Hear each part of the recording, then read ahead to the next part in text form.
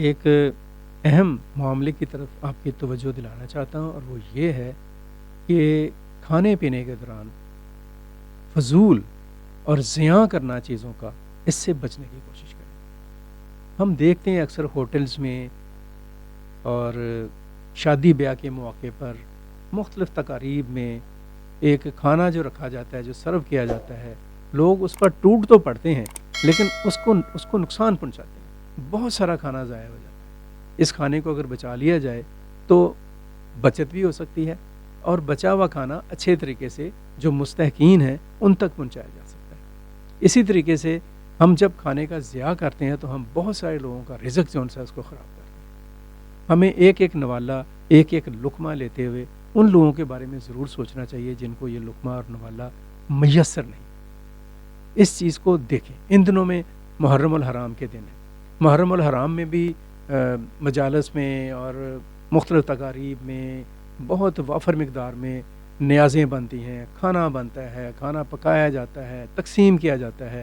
تو اس پکانے کے عمل میں، تقسیم کے عمل میں اور کھانے کے عمل میں، یعنی اس کھانے کو استعمال کرنے کے عمل میں احتیاط کو مدنظر رکھنا چاہیے۔ ہم جن مقدس ہستیوں کے لیے یہ سب کچھ کرتے ہیں، ہم ذرا سوچیں کہ ان کی کیا تعلیمات ہے، ان کا درس کیا ہے، ان کا سبق کیا ہے۔ ان کا سبق کفایت شعاری ہے، فضول خرچی نہیں، میانہ روی، اللہ کی رضا کے لیے، سماجی بہبود کے لیے، اپنے سے کم درجے کے لوگوں کی بھوک، غربت اور ان کی جو پسماندگی ہے اس کا احساس کرتے ہوئے ہمیں کھانے پینے کی چیزوں میں، ابھی آج ہم اسی پر بات کر رہے ہیں، کھانے پینے کی چیزیں میں، غذا کے استعمال میں بہت احتیاط کرنی چاہیے۔